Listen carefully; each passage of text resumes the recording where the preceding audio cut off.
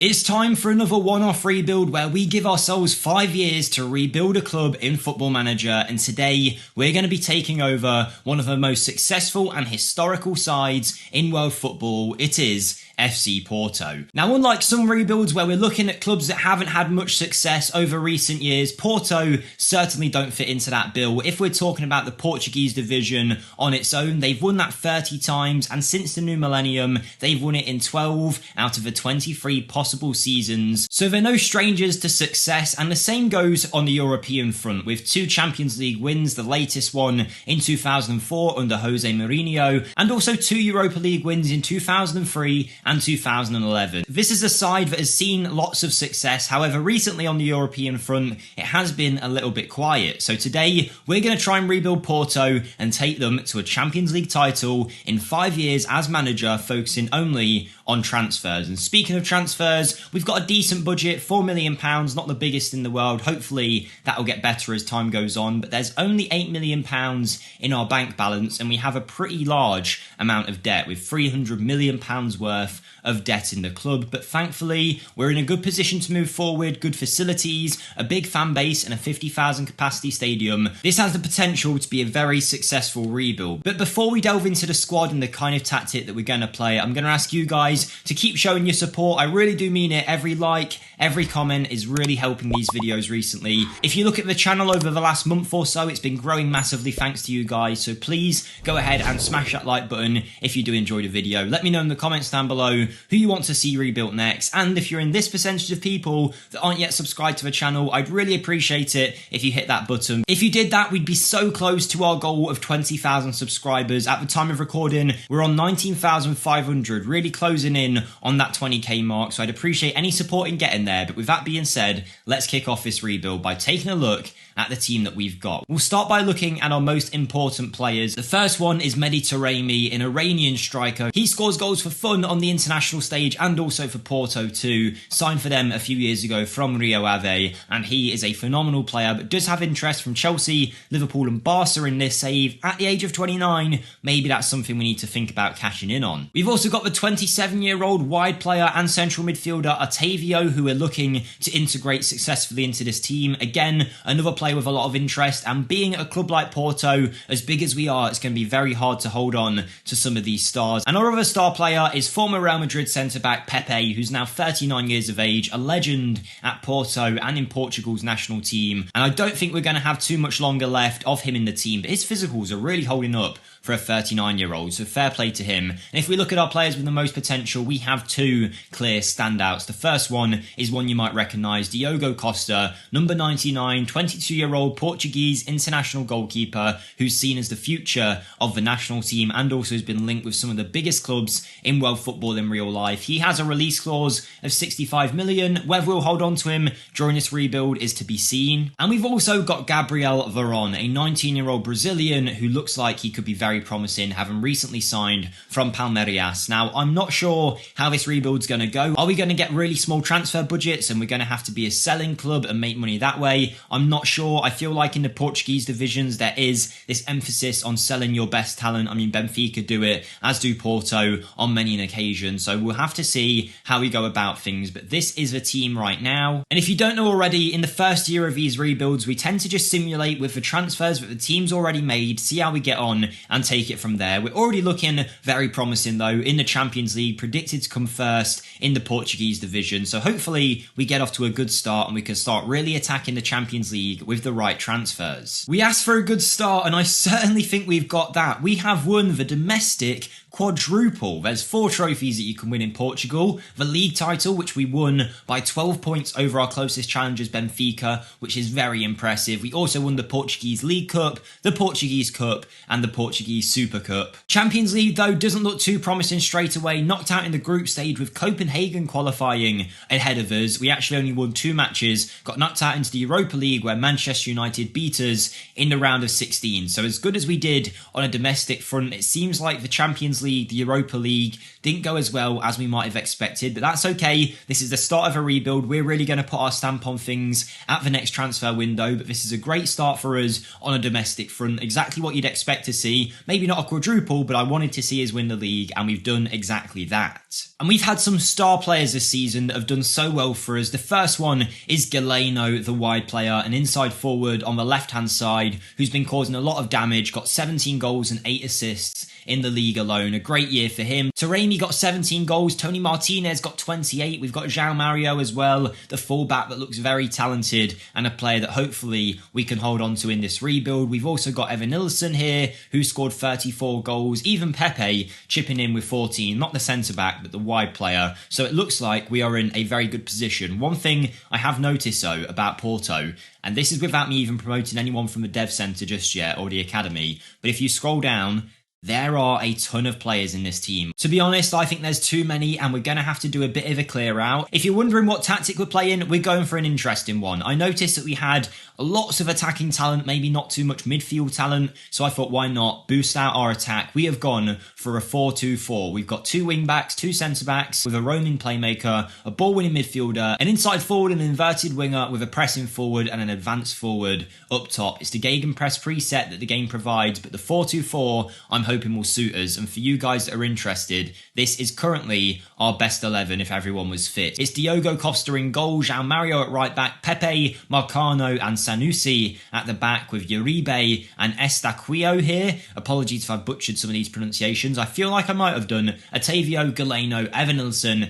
and Taremi up front with some great talent on the bench still. This rebuild's off to a great start, but now we need to start recruiting and improving in the positions where we might need some extra players. Okay, so our first transfer window is complete, the start of our second season, and I must say, it did not go how I expected. I knew that we might have to sell some players in the Portuguese division, but I really underestimated how much interest there'd be in some of our talent and how hard it would be to keep those players here. Once these kind of players hear interest from the top 5 leagues, it's very hard to keep hold of them, and we'll talk about those in a second. But just to let you know, Ivan Marcano has left on a free to join PSV. He's 36, played a little bit last year, but it's time to move on from the likes of him and Pepe being our star centre-backs. But our first major sale was Taremi. As good as he was in the first season and as great as he is for Porto, there's not too much you can do when PSG come knocking. He wanted to leave. He's been offered a mega contract, been told he'd be a regular starter at Paris Saint-Germain as well. The 30-year-old has moved on for 28.5 million, 11 goals, 10 assists in 22 appearances, phenomenal numbers and a 7.65 average match rating. But Taremi is gone. It's a sad day, but we only got like £8 million in our transfer budget, so it kind of does help us that we've had to sell some of these players because we are blessed in attack, but not so much at the back, and we've had to do a lot of recruiting there. But not before we lost another player to a mega side. Manchester City came along, declared their interest in João Mario. I rejected it. João Mario gets upset, says, "Boss, I want to leave." I say, okay, you can leave for X amount of money. Straight away, Man City come in and pay it. £36.5 million has been paid by Manchester City for the fullback. João Mario played 31 games as a fullback this year, got 11 assists and a 7.33 average match rating. He's a good inverted winger. He's a good wing back as well, but we are now lacking a little bit in the defensive areas, so we had to spend some money, but thankfully we could reinvest the funds from Taremi, from João Mario into some new talent. And these are players that are very hard to replace, but we had to do the job, and the first area that was of a real threat to our team was centre-back. Like I say, Pepe was 40, Marcano had moved on, and outside of that there wasn't too much talent in those defensive positions, so we have gone and signed Patrick Pfeiffer as our first signing for Porto.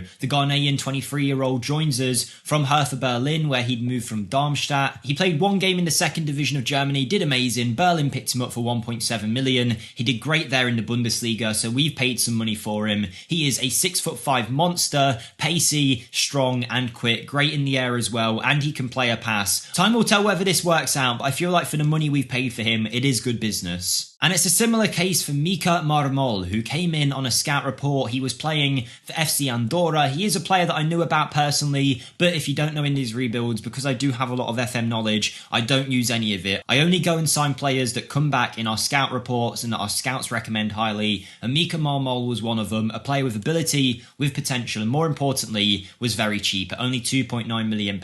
A good season for him last time out in the second division of Spain. He comes in as a centre-back option and and a left-back option for us in our side. And even though he's not going to be a world beater, he's hopefully going to be a depth option over the next few years. I needed some more depth in that lower midfield position, covering in front of the defenders, someone that could play a pass and also defend fairly well. So I've decided to go for Barcelona's Nico. Unfortunately, we weren't able to sign him. It is only a loan deal, paying £1.2 million for the year. He was great at Valencia last year with a 7.11 average match rating. The scouts recommended him. I think he's a great player. I feel like he suits a Porto shirt already. I don't know what it is about him, but I feel like he could be great. He's got a really nice graph as well. If you like the attribute analysis graphs, he is good in every single area. 21, lots of room to get better yet, and hopefully will help us out this year. And if we like him enough, we can pay 25 mil for him, but I don't really see that happening. And that was pretty much our transfer budget spent until we had those sales that we saw earlier of João Mario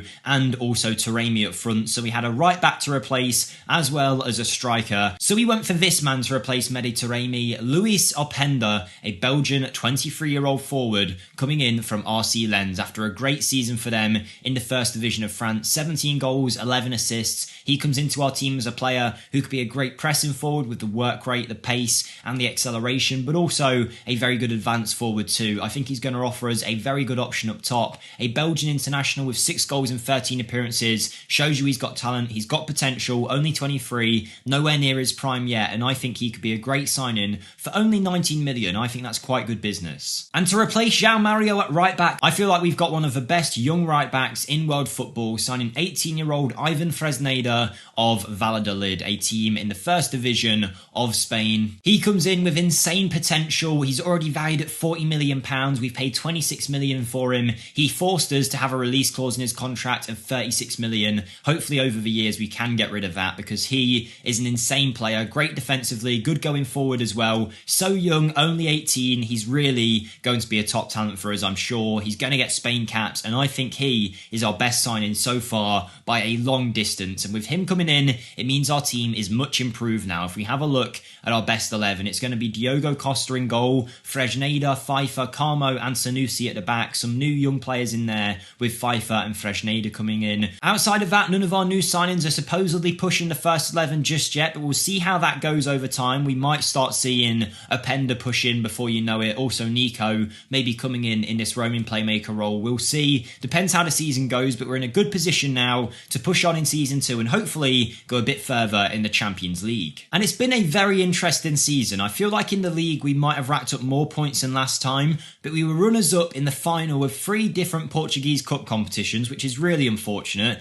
Would have been nice to have won all of those, but we did go further in the Champions League, get into the round of 16, where we played against Manchester City, where it's always going to be very hard to get the win. Just to show you, we got absolutely battered, losing 5-1 at the Etihad and then 3-1 in our home stadium. Haaland getting, what's that, 4 goals across the 2 legs. Rafael Leao getting 3 as well. We got embarrassed really in the Champions League front, but either way though, it's a slow improvement. It was a big transitional year for us, having lost 2 of our key defenders and 2 key players in the team. We've had to adapt to that. We've had to bring in new signings and we've stayed top of the league. We've gone further in the UCL. I feel like things are looking up for our Porto side, but just to show you the top performers, yet again, Avan Nilsson here is looking phenomenal. Now capped for the Brazil national team. He is playing up front and has scored 31 goals in 31 games. I'm not saying the Portuguese division is the hardest in the world, but he is making it look so easy. The same with Galeno, who's got 24 goals this season. Openda comes in and scores 26 goals in all competitions. Not as many in the league as you might have expected. It looks like most of his goals will have came in other competitions, but the 24-year-old is looking good. The same goes for Ivan Fresneda. He's now 19. He's developing great, wanted by Barcelona, having a great season for us at fullback. It's been a good year. Our new signing's doing well. Patrick Pfeiffer settling in at centre-back too. We've been given £22 million to spend this summer, so we've got a bit more money to play with, and if there's any more player sales, we might be able to overhaul the team again, so let's see what we can do in Season 3. Don't forget to like the video if you are enjoying up till this point. I really would appreciate the support, and go ahead and hit that subscribe button for us. I don't know why I pointed upwards. It's definitely going to be down there for you. But anyway, this summer, we didn't sell too many players, no notable sales, but what we did did do is invest in 3 players that I think could really help the team for this season. Are they mega transfers? Are they well-known names? Not necessarily, but I think they fit the bill of what we're looking for. Firstly, I felt like we needed some more depth now that Nico wasn't here on loan this year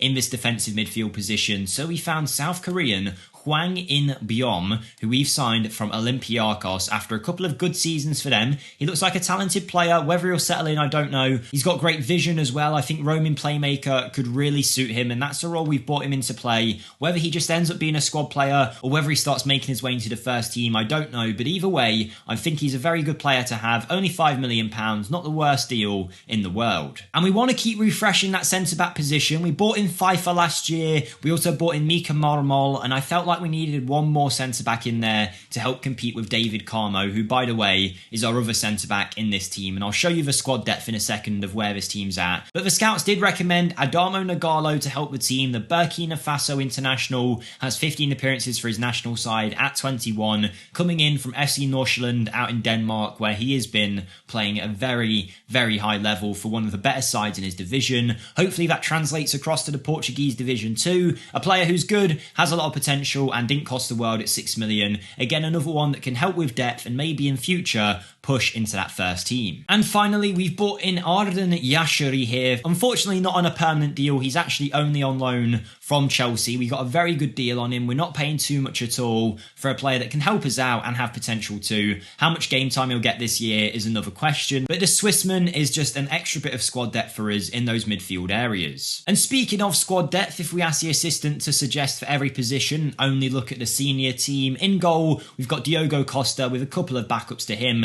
At right back, we've got Fresnada here, as well as Nanu and Thomas Estevez. Left back, we have Sanusi and Vendel. Maybe in the next transfer window, if we have some money, we can find a new left back. Centre backs as well, we are looking a lot better now with Carmo and Pfeiffer as our main two, but we've also Adamo Nagalo and Mika Marmol pushing for that position. There's a few other players there as well that we could potentially sell on in the future, but we don't seem to get much interest from the players that I'm trying to get sales from. Midfield, we've got Estaquio here, as well as Yashari, Inboom and Grujic. And then going forward is where we really start to shine with so many great players. Otavio, Galeno, Pepe, Gabriel Veron, Namaso, Boyes here, Andre Franco as well. They're all options on the left-hand side, as well as Evan Nilsson, who can play up front. And up front, his competition is the likes of Openda and Tony Martinez. So we are absolutely stacked for talent. We've got a very nice side. And if we have a look now at our best 11, I don't think any of these new players will break into the first team just yet. Maybe I'm wrong. Our best 11 is still the same as it was last year, but we've got much more depth, and we've got some great young players that can keep developing, like Ivan Fresneda here, who is now one of our most talented players in our whole team. So let's see how we can do in Season 3. Can we push for a Champions League? Can we win some more trophies? So far, this is going pretty well. And the success has continued by the looks of it, because even though Benfica pushed us all the way, we have won our 3rd consecutive Portuguese Premier Division title and the Portuguese Super Cup. The Portuguese League Cup we are going to ignore. We got knocked out in the 3rd round, and the Portuguese Cup knocked out by Benfica in the semi-final. Champions League though, we didn't make the final. How far did we get? We weren't in the semis. We were in the quarters. Okay, we made it to the quarterfinals this year. Slow improvement from the round of 16 last time. In the round of 16, we were put up against Sevilla, who we beat 5-2 on aggregate, but then Arsenal put us to the sword with a 7-2 aggregate victory. They beat us across 2 legs, which is of course disappointing. It seems like these English clubs are getting the better of us so far. But let's be honest, we're doing well. We've got into the quarterfinals. This is our 3rd season though, and with only 2 years left, it's looking quite unlikely we'll actually make a push for a Champions League. But I must say, as far as winning trophies go, this might be one of my successful rebuilds we've ever done, because we won 4 trophies in Season 1, another one in Season 2, another 2 trophies here. We're on 7 bits of silverware with Porto, and hopefully by the end of this rebuild, we can take it to 10 trophies in 5 years. That's the aim. In terms of our top performers, Evan Nilsson here is doing great, now a regular Brazilian international as well. He scored 48 goals in 51 appearances. This tactic is all about scoring. Galeno, Tony Martinez and Openda getting roughly 20 goals each also.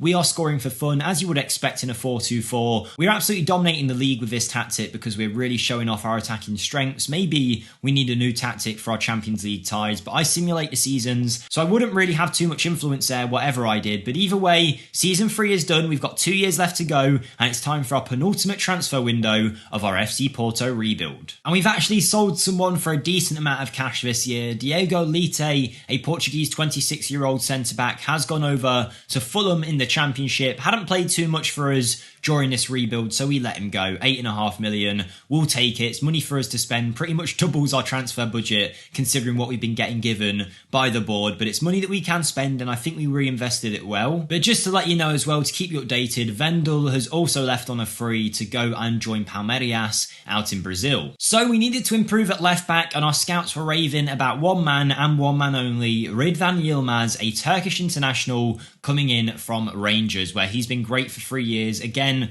playing for one of the dominant sides in his league. Hopefully that translates well to playing for FC Porto. 13.5 mil, it's quite a lot of money, but he's a player who I'm hoping can lead that left back position for a few years now. I don't really think he's got too much competition in that left back area. He comes in as, in my opinion, our best player there. Good going forward, good defensively too, nice physicals, and someone that I'm hoping will settle in nicely in our team. And our only other signing of the summer was Gabriel Menino. We have a big Brazilian contingent in the squad, and we've added to it now. Over the last couple of seasons, we've had Yashri on loan and Nico, but never really signed someone that could be the star player in that defensive role in the midfield. But Gabriel Menino here comes in as a player who looks like he's going to be able to do that. Wendell went to Palmeiras, and from the other way, we have bought in Gabriel Menino for 12.75 million. He's played a good few seasons there. Scouts really recommended him highly as a player with potential to get better as well. A player that's good both technically in the attacking phase and the defensive phase. We're very happy to have him on board, and our team is now really starting to shape up.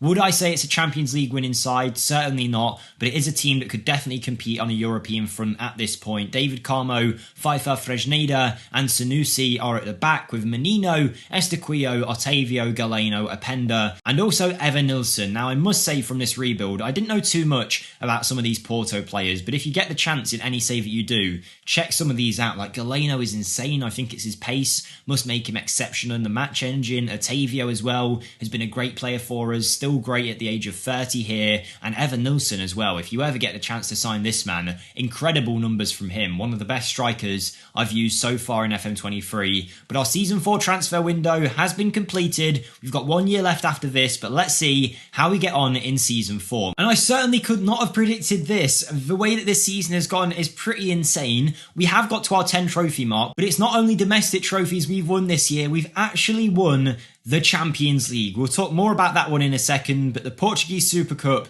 we won. The Portuguese League Cup, we won. Portuguese Cup, runners-up, that takes us to 9 trophies, and then the Champions League gives us 10. The only issue is because we went so deep in the Champions League, I feel like it affected us in the Portuguese Premier League because we didn't win it. We got 88 points, but that wasn't enough this year. I must say, as much as that looks like we've messed up and not won the league, I still think that's one of our highest points totals, so I actually think Benfica have just had a phenomenal season. If we have a look, they only lost 1 game all year, and that was a 4-0 loss to us. We lost 2, one of them being a match to Aruca. If we didn't lose that, we would have actually won the league. Both teams drew 4 times as well, so really unfortunate there that we did lose out on the league title, but I'm hoping the Porto fans will forgive us because we have won the Champions League, beating Real Madrid of all clubs as well in the final. Let's take a look at that. Our run to the Champions League was this. We played in the league phase, came out of it into the round of 16, where we played Chelsea and beat them across 2 legs with a 4-3 aggregate victory, with a 121st minute winner from Danny Namasso of all people, an Englishman. So there you go.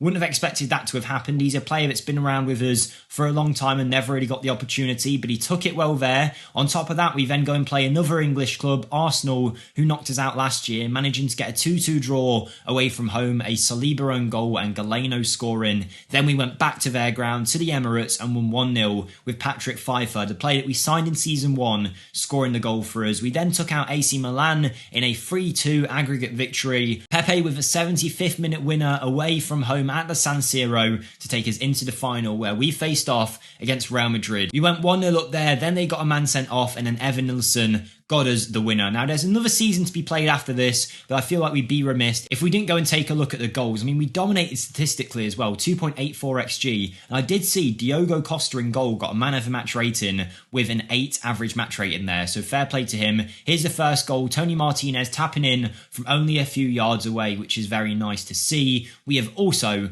got a goal here in the 90th minute. Inboom, the South Korean that we signed earlier, crosses it in. It comes out to Galeno, who knocks it up, takes it past the player. He's going to cut it back. No, he's not. He's going to shoot. It comes in, hits Evanilson and goes in. Let's have a look at the red card for Pavard here. Was it, in fact, a red? Should it have been a red? Did the referees help us out? Let's find out. Here's Evanilson here. He gets played through to Tony Martinez. Oh, is Pavard going to pull down Galeno? He's tripped him up. That's a bit of a harsh red, is it not? I feel like Galeno was still in to score there. Either way, we're not going to complain. We have won the Champions League. I feel like we could say rebuild complete here. We can do another season, try and take it past 10 trophies, but this is by far and away the most successful rebuild that we've had on the channel, winning trophy after trophy in the Champions League. To be honest, after season 3, I didn't think it was going to happen in this rebuild. I don't rig these so that we have to win or anything like that. But we've actually done it. A Champions League title under our belt. If I did rig this, I'd also have made us win the Portuguese Premier League, but that wasn't to be. Let's see, though, what we can do in Season 5 to improve the team, make some transfers, and take us to another level. Can we somehow win a Champions League double? Let's find out. We started off by making a couple of sales. The only notable one, though, was selling 25-year-old Englishman Danny Namaso here to Luton Town in Sky Bet League 1 at this point for $2.5 million. Goes to show you the level that he was playing at, really, that we had him in a team and he's only gone to a Sky Bet League 1 club. Either way, though, he will be missed. Scored that goal in the Champions League last year that we mentioned earlier in the 121st minute or something to take us through to what eventually was a Champions League win. And then we added 2 extra players to our team. The first one, Cesare Casadei, on a free deal. We didn't go crazy in the transfer market after winning the UCL. We just added a few extra depth players. One is Casadei, comes in as a squad player, a nice talented option with the potential to get better from Chelsea. And also an extra option on the wing, signing Ezequiel Zeballos on a free deal. In this world, he got signed by Liverpool from Boca Juniors and didn't do too great over there. Got his chance in the Portuguese division, shone enough for us to offer him a contract, and now he is in our side and we are complete for the rebuild. This is our final transfer for this rebuild today. Season 5 is here. It's about to be underway, and this is the final team that we've ended up with. Diogo Costa in goal, Fresneda at right back, who's really developed into a top-level player for us. Pfeiffer looking great. David Carmo, who we've had since the start, a left-footed ball player, has developed into a Portuguese international. For those of you who might have thought, why am I using him so often? He's actually a very good player, and I just didn't feel the need to replace him. Here's Patrick Pfeiffer now, for anyone who's interested. Ridvan Yilmaz at fullback, with Menino and Estaquio, who's been with us since the start. A nice handy player to have, a Canadian player in the midfield. Then we've got Otavio, who is still here at the age of 31 and doing well. Galeno, who's been great for us since the original season. Openda and Evan Nilsson, who is starting to become one of the best forwards in world football at this point. How we've hung on to him with no transfer interest, I don't know, but our team is ready. It's ready to go for our final season. How can we do? And it's been a weird season, if I'm being honest with you, for a final year. We win the Portuguese Cup, the Portuguese League Cup and the Portuguese Premier League to add 3 more trophies to the cabinet. And on top of that, we did win